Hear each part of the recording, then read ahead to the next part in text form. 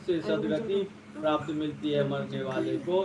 यम मार्ग में जाने वाले को सुख मिलता है। यमपुर में जो यम यातना सुने हैं, जो रास्ते में कुछ नहीं मिलता है, वह रास्ते में छाया के लिए छाता मिल जाते हैं, पाँव में जूता मिल जाते हैं, वस्त्र मिल जाते हैं, अंगूठी मिल जाते हैं। अन्न जो है जो पका हुआ कच्चा दोनों अन्न दान होता है, वह खाने पीने के लिए मिल जाता है। यज्ञों पर भी मिल जाता है, पहनने के लिए पंचपात्र, छड़ी, ये सब कमंडल, ये सब सब कुछ सने सने शुभ मिलता है यम के रास्ते में। इस मार्ग में बड़ी भयानक धूप है, छाता के लिए जरूरी होता है दान करना। जब मार्ग को सर्दी तथा गर्मी दुख वस्त्रों दान, वस्त्र जो दान होता है वो सर्दी गर्मी के लिए वस्त्र दान होता है। प्राणी सुख पूर्वक उस मार्ग में पार कर जाता है। यम मार्ग में यह दूत काले पीले वर्ण डरावने दिखाई देते हैं, इसलिए सोना दान जरूरी है। सोना दान से जो यमदूत होता है वह खुश हो जाते हैं और मरने वाला प्राणी को कभी कष्ट नहीं देता है।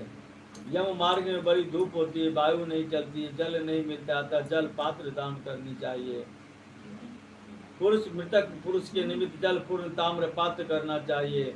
आसन और भोजन ब्राह्मण को दान किया हो, वह पात्र जो आसनी दान होता है और भोजन दान होता है, वो दान करके ब्राह्मण को देते हैं, वही आसन भोजन जो है सो यम मार्ग के रास्ते में मरने वाले प्राणी को मिलता है। आसन बिछा करके बैठते हैं, जो भोजन ब्राह्मण को दान दिया है वही भोजन जो है सो मरने वाले प्राणी को मिलता है। खाता पीता समय धीरे धीरे रास्ता पार कर लेता है यमपुरी के रास्ता।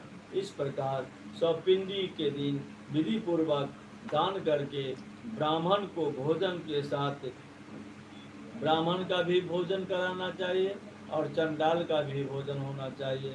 चंडाल का भी भोजन होता है। घर में जो मछली का काम होता है, जो उड़द का बेसन का जो है सो काम होता है, उड़द का जो काम होता है वही चंडाल के लिए होता है।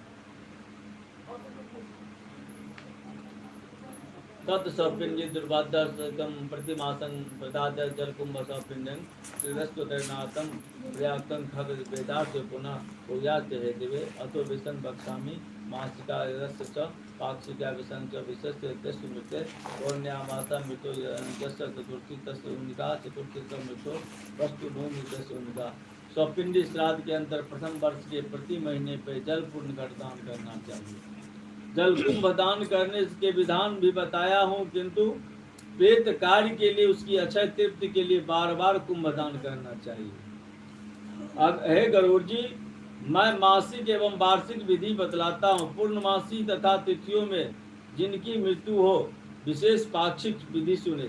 पूर्णिमा के दिन जिनकी मृत्यु हो उसका अमावस्या के अंतर चतुर्थी के दिन पाक्षिक श्राद्ध होता है और चतुर्थी के दिन मरे का दूसरे चतुर्थी आने के अंतर नवमी के पाक्षिक में श्राद्ध होता है।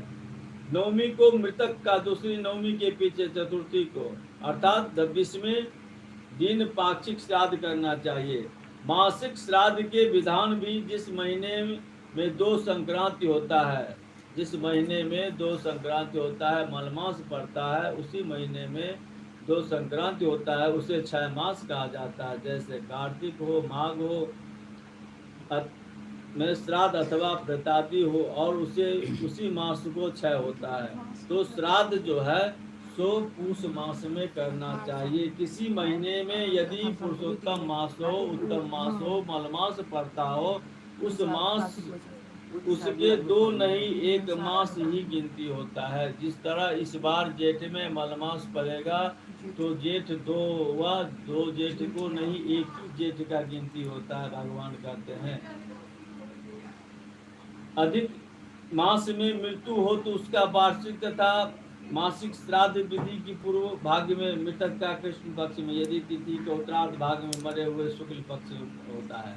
अगर मलमास में किसी की मृत्यु होता है, मलमास में कहते बच्चा जन्म लेते कहते मरे जाते, तो जेठ में मलमास लगते, मलमास में जाकर मृत्यु भ जेतै कतेक आदमी कहै छथिन 2 गो जेठ भेलै पंडित जी, ओकर बरखी केना हेतै?